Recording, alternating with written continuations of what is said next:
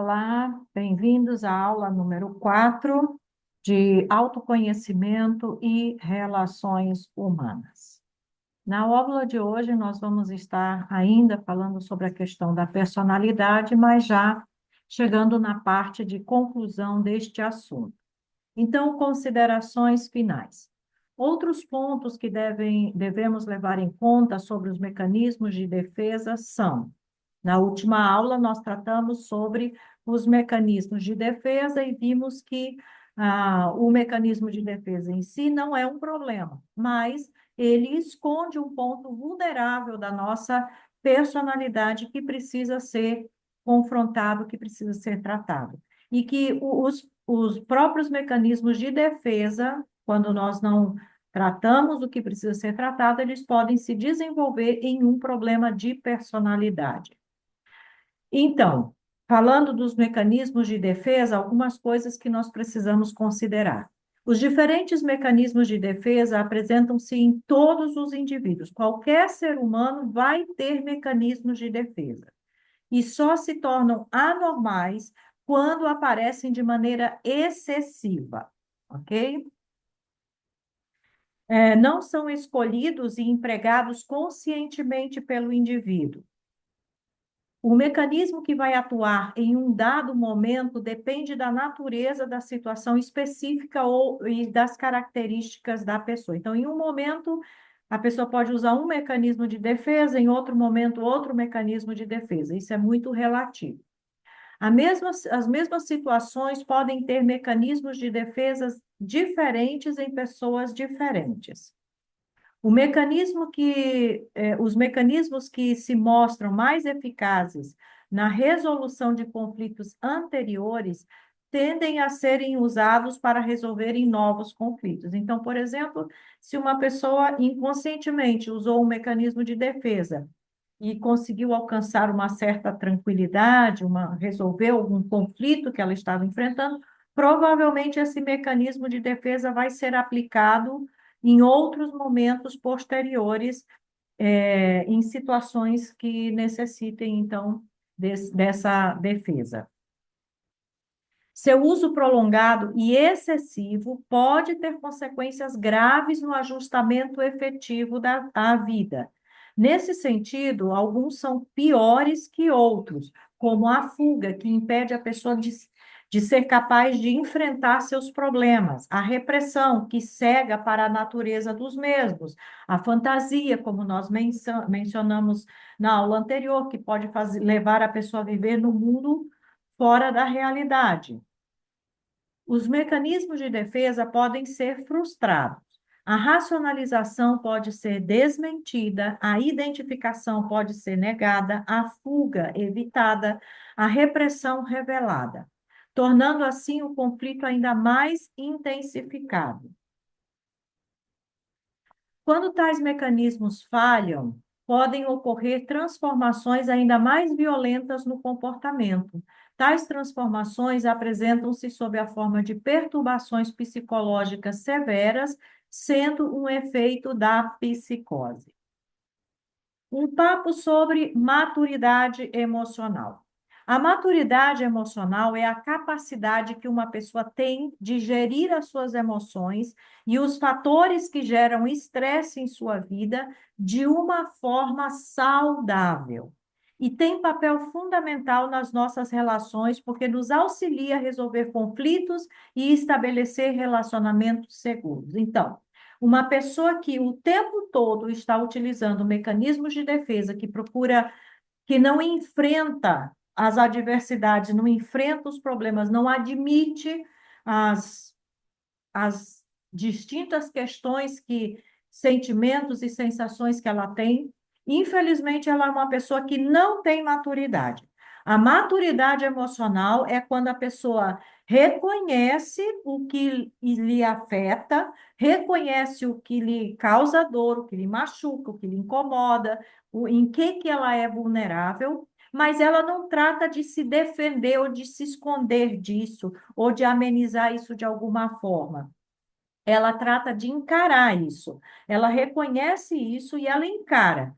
realmente eu tenho isso, eu estou sentindo isso, eu estou com vontade de fazer isso, mas o que que eu posso fazer realmente para resolver esse problema? Como é que eu posso me comportar ou agir para que essas coisas não me afetem mais e eu possa me relacionar bem com as outras pessoas ou com as circunstâncias? Então, o que nós precisamos buscar, e voltamos lá para aquele conceito da aula anterior, que é sobre personalidade integral, e que Paulo explica isso muito bem no texto de Efésios e de Tessalonicenses, que lemos na aula anterior, tem a ver, essa personalidade integral tem a ver com maturidade emocional. Se uma pessoa está amadurecida emocionalmente, aí lembramos outra vez daquela escalazinha da teoria do Eneagrama, quanto mais em direção à integração eu caminho, mais saudável eu sou. Quanto mais em direção à desintegração eu caminho, mais enfermo, mais doente eu sou. Então, maturidade emocional tem a ver com caminhar em direção à integração, a uma personalidade integral. E aí, vimos ali o conceito plenamente desenvolvida, isso significa maturidade. Então, tratando agora sobre a maturidade emocional. De acordo com os especialistas, os 8 sinais abaixo são os mais comuns entre pessoas emocionalmente maduras. E aí, nós vamos aqui poder fazer uma autoanálise e observar se nós estamos amadurecidos emocionalmente ou se nós ainda estamos imaturos e precisamos amadurecer nesse sentido. Primeiro, sinal de maturidade. Você é empático. A empatia é um sinal de maturidade emocional. Pessoas emocionalmente maduras são capazes de tirar o foco de suas próprias necessidades e pontos de vista e se concentrarem nas realidades emocionais dos outros. É aquilo que a Bíblia diz: chorar com os que choram e rir com os que riem. Ou seja, a pessoa é capaz de sair da sua própria, do seu ser próprio e se colocar no lugar da outra pessoa, entender o que a outra pessoa está sentindo ou pensando. Segunda característica de uma pessoa que tem maturidade emocional é que você consegue reconhecer e compartilhar o que está sentindo. É aquela pessoa que diz: não, realmente eu estou sentindo raiva, ou eu estou sentindo tristeza, ou eu estou sentindo angústia, e ela consegue falar sobre o que ela está sentindo. Também consegue compreender o que o motiva a se sentir assim, ou seja, consegue identificar o que faz com que ela tenha aquele sentimento, aquela sensação. Essa é a base para administrar os seus sentimentos de maneira saudável. Terceira característica de maturidade emocional é: você é flexível e de mente aberta. Uma pessoa emocionalmente madura responde aos desafios da vida com uma mente aberta e criativa, certo? Então, tem coisas que são impossíveis de modificar, de mudar, tem circunstâncias que não tem como, por exemplo, voltar atrás, tem coisas que já passaram e elas não vão voltar a acontecer, as coisas vão mudando, o tempo vai mudando. Então, uma pessoa que é emocionalmente madura, ela é flexível e tem a mente aberta, porque ela entende que, lamentavelmente, ou para bem ou para mal, aí depende da circunstância, o que passou não volta mais. Então, ela tem que saber encarar o agora, ver as circunstâncias atuais e como ela pode agir nessa circunstância atual e não ficar ou vivendo no passado ou ficar idealizando um futuro que não aconteceu ainda. Quarta característica de uma pessoa madura emocionalmente é que consegue estabelecer relações saudáveis. A habilidade de manter relações seguras e saudáveis é um dos sinais mais importantes de maturidade emocional. Então, quando você consegue se relacionar com pessoas que nós sabemos que são diferentes, que têm temperamentos diferentes, que têm personalidades diferentes. Algumas são muito difíceis de lidar, mas se você consegue se relacionar com esses diferentes tipos de pessoas. Então, esse é um sinal de maturidade emocional, porque você não se deixa afetar nem se influenciar pelo que as outras pessoas são ou fazem, mas você consegue entender, agir e até ajudar a essas pessoas. Você não precisa estar fazendo guerra com essas pessoas porque elas pensam diferente ou sentem diferente de você, ou porque são imaturas ou inexperientes, etc, etc. Quinta característica de maturidade emocional é exercer responsabilidade sobre suas ações. Você leva em consideração como as suas ações vão afetar os outros e assume a responsabilidade quando atitudes suas causam algum tipo de dano, tá? Então, uma pessoa que é amadurecida, antes de fazer qualquer coisa, ela vai pensar se o que ela vai fazer, a atitude que ela vai tomar, como isso vai afetar as outras pessoas, ou o que ela vai falar, como isso vai afetar as outras pessoas, e também quando ela falha, erra, ou faz alguma coisa, ou fala alguma coisa que não foi bom, ou que causou algum dano a alguém, ela é madura o suficiente, segura o suficiente, curada o suficiente para admitir realmente, eu falei isso, eu fiz isso, e reconhecer a sua responsabilidade e, como a Bíblia fala, tratar de consertar, de resolver, de pedir perdão e de restaurar os relacionamentos com as pessoas que foram afetadas. Sexta característica de maturidade emocional é estabelecer limites saudáveis. Isso significa que você é capaz de declarar quais são seus limites emocionais para si mesmo e para os outros, e que é capaz de manter esses limites com firmeza quando confrontado com conflitos. Então, você sabe até onde você é capaz de ir e você consegue respeitar esse limite e manter a firmeza, a tranquilidade, a serenidade, ainda quando você é confrontado. Então, saber estabelecer limites para si e para os outros é um sinal de maturidade emocional. Sétima característica é você consegue resolver conflitos. Você busca resolver conflitos em vez de prolongar a sua existência ou prosperar no caos. Não sei se vocês já viram, creio que sim, conhecem pessoas que, por exemplo, se tem um problema, se tem uma desavença, se tem um conflito, a pessoa simplesmente corta relações completamente ou ignora aquela pessoa, ela não consegue mais se aproximar ou se relacionar com aquela pessoa. Ela não tem a capacidade de chegar e dizer, vamos conversar, de ouvir o que o outro tem a falar, perdão, e de tentar resolver o conflito. Se existe um conflito, e conflito nós sabemos que sempre vão existir, o que que uma pessoa madura vai fazer? Ela vai tratar de resolver o conflito. Quando uma pessoa foge do conflito, não quer encarar, não quer conversar, não quer resolver o problema, é um sinal de imaturidade. E aí a pessoa pode, são as duas formas como reage, ou foge, ou continua incentivando ou mantendo o conflito, tá? Então, resolver conflitos é sinal de maturidade. A oitava característica é você consegue lidar com o estresse de maneira saudável. Você não tenta afastar ou evitar o estresse. Ao mesmo tempo, não entra em desespero quando é impossível não se deparar com ele. Você aprendeu a gerenciar o estresse. A gente sabe que na vida a gente sempre vai ter momentos de estresse, mas nós temos que aprender a lidar de forma saudável, de forma equilibrada, né? Não querer arrancar os cabelos, ou, sei lá, fazer as coisas extremas que as pessoas fazem quando a gente passa por isso. A gente precisa aprender a manter o equilíbrio, lidar com essas situações de forma equilibrada.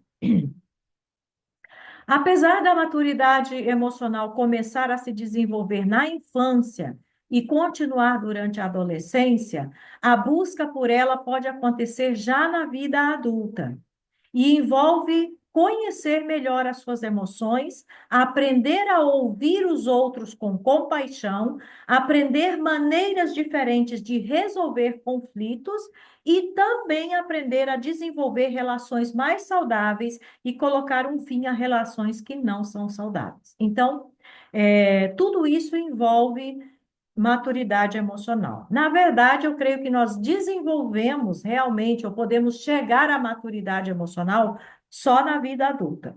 Porque para ter maturidade, primeiro nós precisamos, como já foi dito, reconhecer que temos um problema, que temos um conflito, que temos alguma coisa ali que não está bem. Segundo, nós precisamos ter a coragem e a capacidade e a ousadia de enfrentar o problema e dizer: não, eu não quero mais isso, eu vou resolver isso, eu vou lidar com isso e resolver realmente a situação.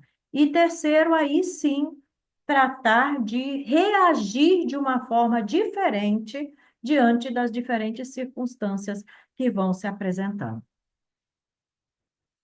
Uma das grandes aliadas para o desenvolvimento da maturidade emocional é a terapia, falando no aspecto médico, falando no aspecto da medicina.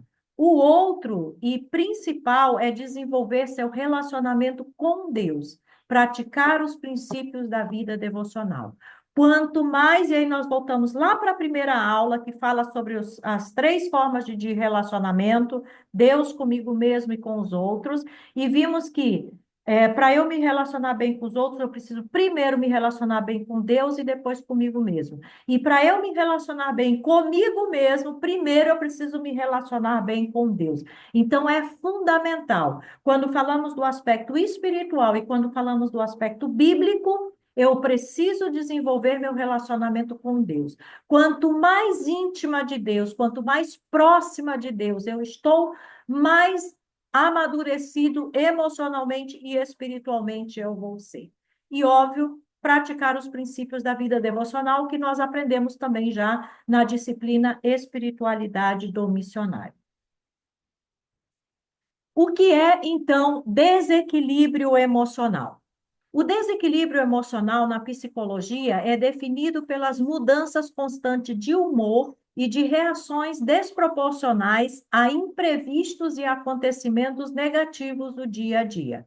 Alguns são mais susceptíveis a essa condição, mas todas as pessoas podem sofrer de descontrole emocional em determinados momentos. Tá? O problema é quando isso é sempre, constante. Diversos fatores podem levar alguém a perder o controle das emoções. As principais incluem a sobrecarga no trabalho, desentendimentos familiares ou desequilíbrio emocional no relacionamento amoroso. Em geral, qualquer situação de grande estresse pode levar ao descontrole emocional. Principais sintomas do desequilíbrio emocional. Primeiro, insônia. Um dos sintomas de descontrole emocional é a dificuldade para dormir. Pessoas nessa condição não conseguem pegar no sono com facilidade, mesmo que estejam cansadas. A ansiedade gerada pela falta de controle das emoções as fazem passar noites em claro, remoendo acontecimentos negativos.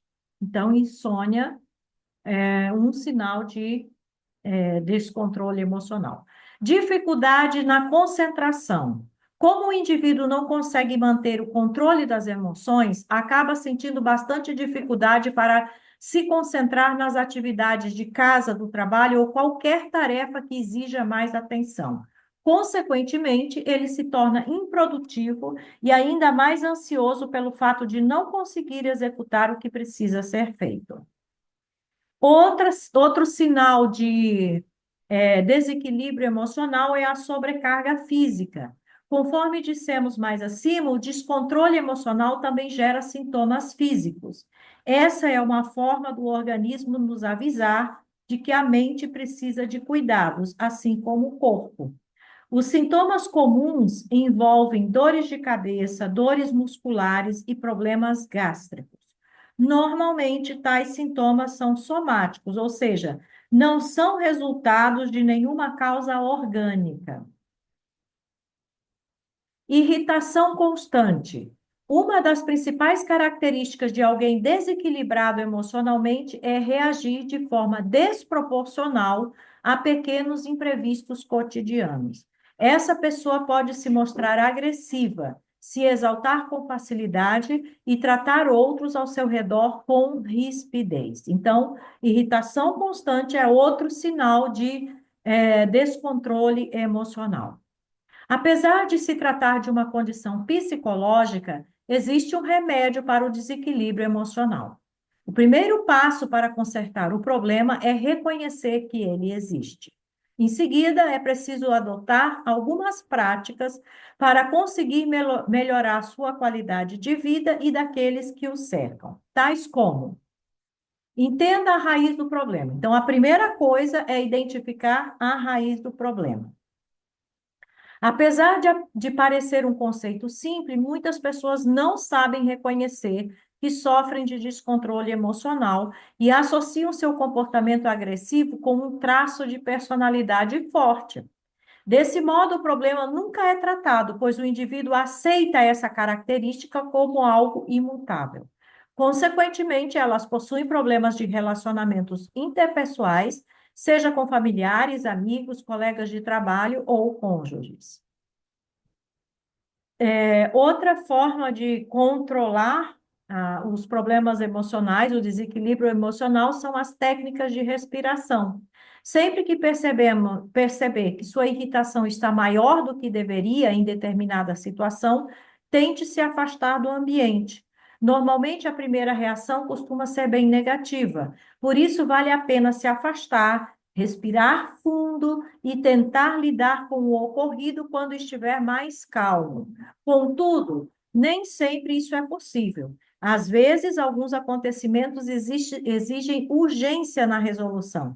Em situações assim, use as técnicas de respiração para controlar os ânimos e, enfim, conseguir lidar com o problema adequadamente.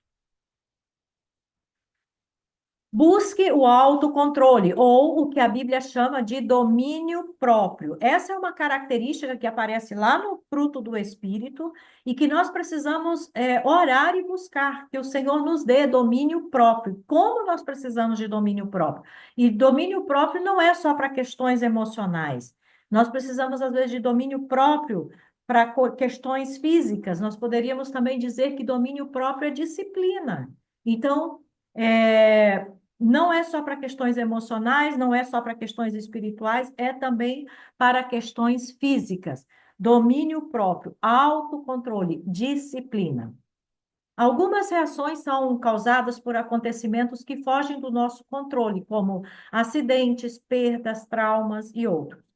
Nesse sentido, evite se culpar. A princípio, sempre que reagir negativamente a determinadas situações. Depois, reavalie suas reações e trabalhe para desenvolver o autocontrole. Isso é um mandamento bíblico e um fruto do Espírito. Procure um profissional. Conseguir voltar à rotina e deixar o descontrole para trás não é algo que se consegue por conta própria com facilidade, em muitos casos. Especialmente se o desequilíbrio emocional tem origens em questões mais profundas que exigem uma análise mais cautelosa. Assim, procure orientação de um profissional da psicologia assim que for possível.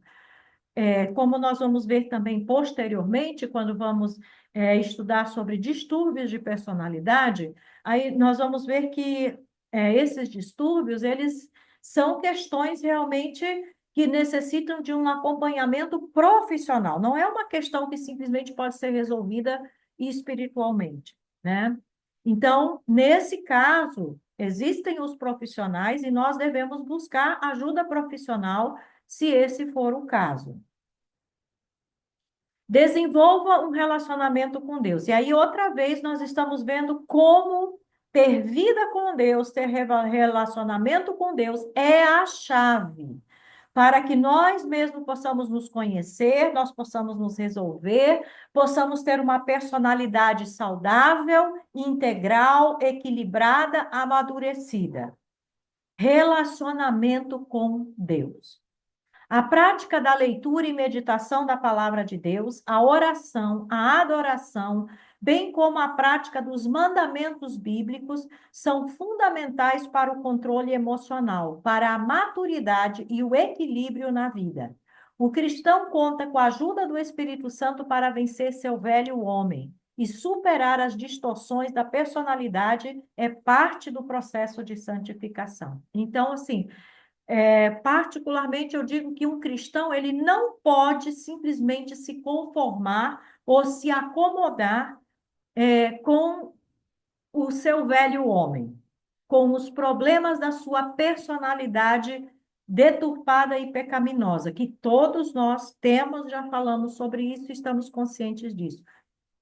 Mas como nova criatura, como alguém que nasceu de novo, como alguém que agora é participante da natureza de Deus, como alguém que agora tem o Espírito Santo que nos ajuda em todas as coisas, nós devemos tratar de buscar essa santificação, viver como um novo homem, superar essas coisas. Por que que nós vemos tantos problemas difíceis, às vezes, no meio das igrejas, dos irmãos, de lideranças, de pastores? Por quê? Porque, infelizmente, ainda somos imaturos, não reconhecemos nossos problemas de personalidade e não queremos ser tratados muitas vezes, nem pelo próprio Deus e nem pelas autoridades espirituais que podem nos ajudar, um pastor, alguém, um conselheiro, e às vezes nem por profissionais. Então, desenvolver um relacionamento com Deus é fundamental.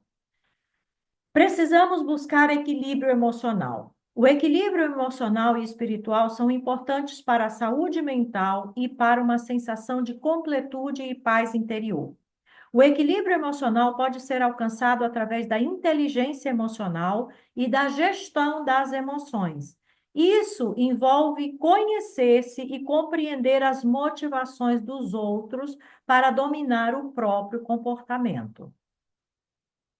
Algumas dicas para manter o equilíbrio emocional são: respeitar os próprios limites, investir no autoconhecimento, que nós já falamos, cuidar da saúde, cultivar boas relações, ter momentos prazerosos, organizar os compromissos, educar os pensamentos, seguindo com o equilíbrio espiritual. Está associado à saúde mental e envolve encontrar significado e propósito na vida. Algumas práticas que podem ajudar a manter o equilíbrio espiritual. Então, obviamente que já sabemos disso. Antes de qualquer coisa, eu preciso ter equilíbrio espiritual. Quando eu tenho equilíbrio espiritual, então, o meu emocional e psicológico e mental vai ser trabalhado e tratado por Deus, e eu vou alcançar esse equilíbrio. E, obviamente, fisicamente também, até a condição física melhora. Então, para práticas para manter o equilíbrio espiritual, meditação na palavra de Deus, reflexão sobre as ações de Deus e sobre seus próprios comportamentos. E eu quero aqui fazer uma observação que essas orientações que estão sendo dadas aqui de equilíbrio espiritual, e essas orientações não foram dadas por um psicólogo cristão, foram dadas por um psicólogo que não é cristão, certo? Uma pessoa secular. Então, se a pessoa secular reconhece a necessidade, a importância desse aspecto no nosso equilíbrio e na nossa maturidade emocional, quanto mais nós que já sabemos dessa verdade, que já experimentamos na nossa vida a importância deste detalhe. Então, como manter um equilíbrio espiritual? Meditação na palavra de Deus, reflexão sobre as ações de Deus e sobre o seu próprio comportamento. Então, eu preciso pensar, ocupar minha mente pensando sobre o que Deus já fez. É aquilo que a Bíblia fala, né? O Abacuque, se não me engano, não, Lamentações de Jeremias, eu esqueci até a referência agora, que diz: vou trazer à memória o que pode me dar esperança.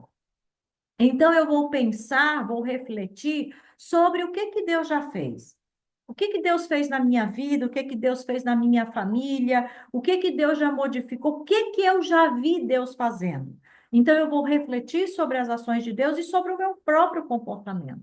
Como eu era, como eu sou agora, o que que já mudou em mim, o que que eu preciso ainda mudar, certo? Então, essa reflexão quanto às ações de Deus e quanto ao meu próprio comportamento ajudam a manter o equilíbrio espiritual. Cultivar a gratidão. Gente, isso é uma coisa assim fundamental. Como as pessoas gostam de reclamar. E há poucos dias eu vi um postzinho, que eu não me lembro agora os detalhes com exatidão, mas eles estavam mostrando uma pesquisa que foi feita, mostrando o que que acontece, como que a murmuração, a reclamação, afeta a própria pessoa que está reclamando e como afeta as outras pessoas e o ambiente onde ela está. Literalmente, as pessoas adoecem fisicamente e adoecem psicologicamente por causa da murmuração. A própria pessoa que murmura, quanto os outros que ficam ouvindo as reclamações. Então, nós, como servos de Deus, nós precisamos desenvolver a gratidão. Olhe em volta de você. Você tem comida na sua mesa, você tem uma casa para morar, você tem um lugar para dormir, você tem uma família, você tem amigos, você tem uma igreja para congregar, você é alimentado pela palavra de Deus, você tem um trabalho, e etc, etc, etc, uma infinidade de coisas. E nós precisamos aprender a ser gratos a Deus por tudo que temos, por tudo que Ele tem nos dado. E até mesmo, às vezes, pelas circunstâncias difíceis que Deus permite que nós atravessemos. Por quê? Porque elas nos ensinam, elas nos ajudam a amadurecer. As situações difíceis fazem com que nós nos tornemos pessoas mais capazes, mais amadurecidas, mais equilibradas. Então, realmente, quando a Bíblia diz em tudo dai graças, é porque a gratidão deve ser parte da nossa vida. A gratidão é um grande remédio, um santo remédio, que lamentavelmente poucas pessoas utilizam. Avaliar regularmente o progresso espiritual. Observe constantemente como é que está a sua vida espiritual. Como é que está a sua vida de oração? Como é que está a sua vida de leitura e meditação e estudo da palavra de Deus? Como é que está a sua vida de adoração a Deus? Como é que está a sua vida de comunhão com a igreja, com o corpo de Cristo? Você realmente está em comunhão com esse corpo de Cristo? Ou você está fazendo isso simplesmente para desencargo de consciência ou de uma forma mecânica? Então, reavaliar o nosso progresso espiritual, o nosso crescimento espiritual e buscar sempre estar crescendo nesse aspecto é algo importante. Examinar os desejos do coração e a direção da vida. Como Davi disse e orou, né, lá no Salmo, vê se há em mim algum caminho mau e guia-me no coração, pelo caminho eterno. Então, nós precisamos constantemente estar examinando o nosso coração, examinar o que está dentro de nós e deixar que Deus também examine o nosso coração, porque às vezes nós não percebemos o que temos dentro de nós e necessitamos que o próprio Deus, que o Espírito Santo traga à tona aquilo que realmente está dentro do nosso coração. E Jeremias, se não me equivoco, ele diz que enganoso é o coração mais do que todas as coisas. Quem o conhecerá? Deus conhece o coração. Então, nós precisamos não só nós mesmos examinar o nosso coração e o nosso caminho, mas deixar também que Deus faça esse exame na nossa vida. O corpo, a mente e a alma estão interligados, de modo que um afeta o outro. Um desequilíbrio mental e físico pode gerar uma desconexão com a alma e uma ruptura com a espiritualidade. A Bíblia aborda o equilíbrio emocional de diversas formas, incluindo perdoar. A Bíblia diz que perdoar aos outros é um esforço sobrenatural que só é possível com a ajuda do Espírito Santo. O perdão não se limita a perdoar os outros, mas também a pedir perdão a quem prejudicamos. O remédio mais eficaz contra os problemas emocionais, psicológicos, físicos e espirituais é o perdão. O perdão cura. E esse aspecto está cientificamente comprovado, que pessoas que perdoam e são perdoados, elas curam, às vezes completamente, de certas doenças. E algumas pessoas não conseguem se recuperar de algumas doenças exatamente por causa da falta de perdoar e da falta de buscar perdão também. Dependência emocional e espiritual. A Bíblia diz que devemos crer e depender do Espírito Santo, que está conosco todos os dias e nos ajuda nas nossas fraquezas. Além disso, devemos buscar aconselhamento com pessoas idôneas e mais experientes, quando necessitamos. É o que nós poderíamos chamar também de discipulado, né? Nos submetermos ao cuidado de alguém para que possamos então crescer. Agora, uma observação aqui é que essa dependência emocional não pode ser aquela dependência, como alguns pensam, que eu não posso fazer nada sem antes consultar meu líder, ou meu pai, ou minha mãe espiritual. Não. Dependência aqui está falando depender do Espírito Santo de Deus e buscar a ajuda de uma pessoa idônea se eu necessito. E quando necessito, ok? Moldagem. A Bíblia diz que Deus quer moldar a personalidade das pessoas, tal como um oleiro molda um vaso. Devemos, então, ser mansos, e a palavra manso significa ser tratável, ok? Então, se queremos o equilíbrio emocional, a maturidade emocional, precisamos deixar que Deus nos molde, que trabalhe na nossa vida, que nos transforme. Controle da mente. A Bíblia diz que permitir que a natureza humana controle a mente resulta em morte, enquanto que permitir que o espírito controle a mente resulta em vida e paz. E Paulo, lá não sei se agora é Colossenses ou Tessalonicenses ou Filipenses, uma das cartas, ele diz o que nós devemos pensar. E ele diz: tudo que é do alto, puro, isso, aquilo, virtuoso, tem alguma virtude, tem isso, tem aquilo, e nisso devemos pensar. Então, o que está ocupando a sua mente? Que tipo de pensamento está ocupando a sua mente? O equilíbrio emocional é a forma como lidamos com as nossas emoções, como a raiva, o medo, o desgosto, a inveja, a serenidade, a paz e a tranquilidade. É um gerenciamento das emoções, não o seu controle ou repressão. Nós não vamos deixar de sentir certas coisas. Os sentimentos é algo involuntário, não dá para determinar o que eu vou sentir ou deixar de sentir, mas eu posso gerenciar as minhas emoções. Eu posso colocá-las sob o controle do Espírito Santo para que elas não estejam descontroladas. E agora nós vamos começar a falar sobre inteligência emocional. Então, para ter equilíbrio emocional, maturidade emocional, eu preciso utilizar um fator que existe aqui na nossa cabecinha que é chamado de inteligência. Todo ser humano tem inteligência em diferentes áreas. Em todas as áreas, nas 7 ou 9 inteligências que foram classificadas, todo ser humano tem um pouco dessas inteligências. O bom é que a inteligência, como especificidade, como classificação, ela pode ser desenvolvida e pode ser aperfeiçoada. Cada um de nós tem algumas inteligências mais acentuadas, outras menos acentuadas, mas, independente disso, toda a inteligência pode ser desenvolvida, ok? Então, em geral, as pessoas são selecionadas para diferentes funções e tarefas pela sua capacidade intelectual e experiência, e demitidas pela falta de inteligência emocional. Então, observe que coisa interessante.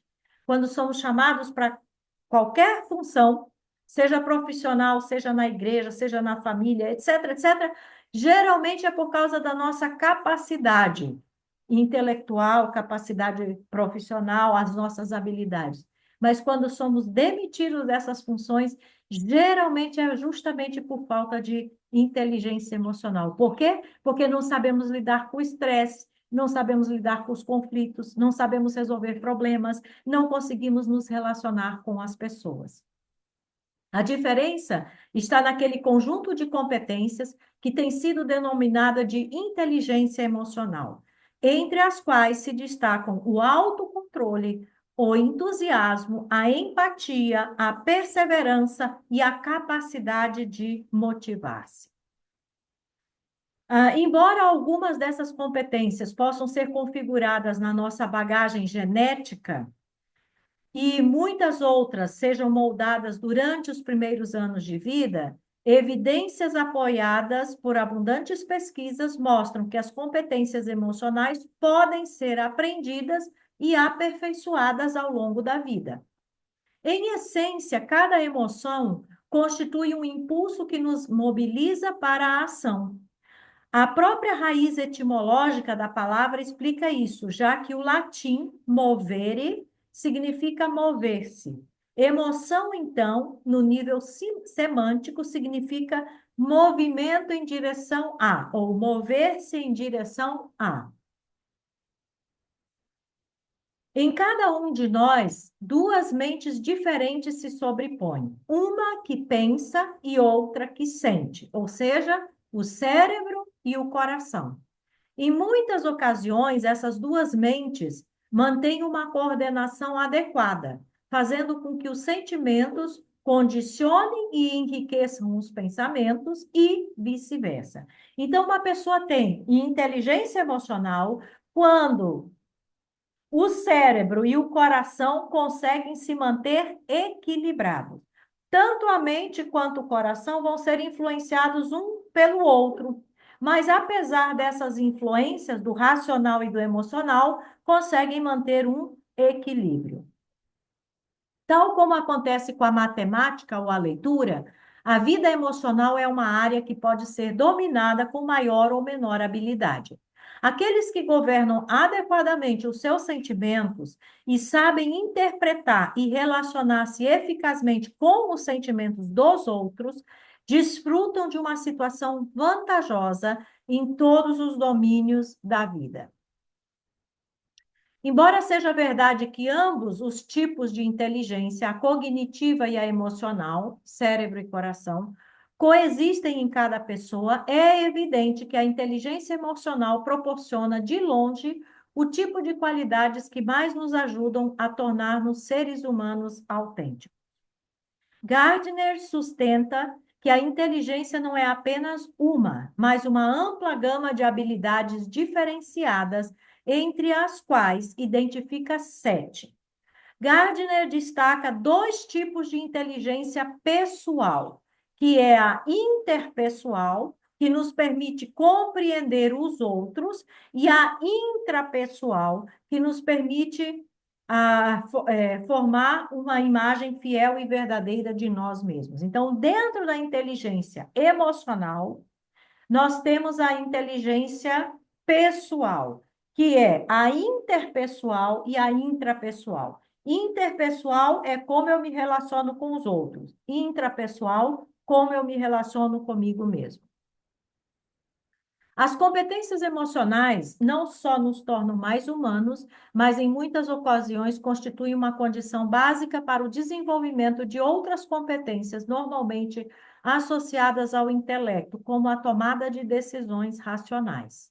Em suma, muitas das competências vitais que nos permitem levar uma vida equilibrada com a capacidade de tomar decisões exigem que estejamos em contato com as nossas próprias emoções. As habilidades que mostram inteligência emocional equilibrada são: habilidade 1, são 3 habilidades que mostram que nós temos inteligência emocional.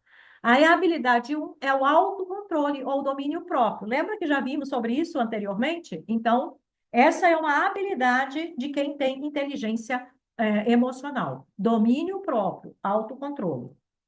Os gregos chamavam de sofrizine, a virtude que consiste o cuidado e inteligência no governo da própria vida. Por sua vez, os romanos e a igreja cristã primitiva chamavam de temperança, a capacidade de conter o excesso emocional.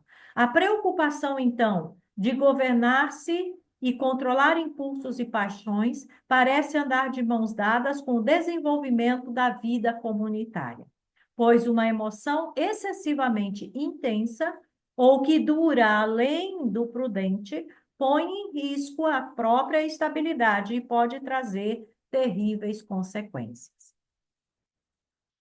A habilidade 2 de quem tem inteligência emocional: entusiasmo, aptidão mestra para a vida.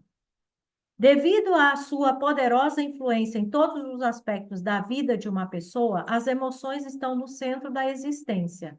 A capacidade do indivíduo de lidar com eles atua como um poderoso prognosticador do seu sucesso futuro.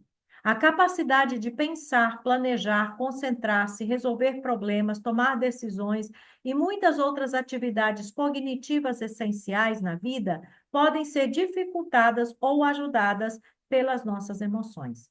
Então, habilidades emocionais como entusiasmo, prazer no que se faz ou otimismo representam estímulos ideais para o sucesso. O otimismo é uma atitude que evita cair na apatia, no desespero ou na depressão diante das adversidades. Então, uma pessoa que tem a sua inteligência emocional desenvolvida, ela vai ter esse entusiasmo, esse otimismo pela vida, apesar de todos os problemas e todas as coisas que ela vai enfrentar. Habilidade 3, a empatia, que também já falamos anteriormente, que significa colocar-se no lugar dos outros. Algumas pessoas têm mais facilidade do que outras para expressar seus próprios sentimentos em palavras. Existe outro tipo de indivíduo cuja absoluta incapacidade para isso o leva até a considerar que lhe faltam sentimentos. Peter Sifnius, psiquiatra de Harvard, cunhou o termo alexitimia, que é composto pelos prefixos a, que significa sem, junto com as palavras lexis, que significa palavra, e timos, que significa emoção, para se referir à capacidade de algumas pessoas de expressar suas vivências e emoções com palavras. A palavra empatia vem do grego empatheia, que significa sentir por dentro, e denota a capacidade de perceber a experiência subjetiva de outra pessoa. Ao longo da vida, essa capacidade de compreender o que os outros sentem afeta um aspecto muito amplo de atividades. Ao mesmo tempo, a ausência de empatia costuma ser uma característica distintiva das pessoas que cometem os crimes mais execráveis, como psicopatas, estupradores, pedófilos, etc, etc, etc. Então, empatia é algo essencial, fundamental, que tem que estar presente na vida de uma pessoa que é equilibrada emocionalmente, saudável emocionalmente e que tem inteligência emocional. E aqui nós finalizamos essa aula e na próxima aula nos vemos novamente. Muito obrigado e até a próxima.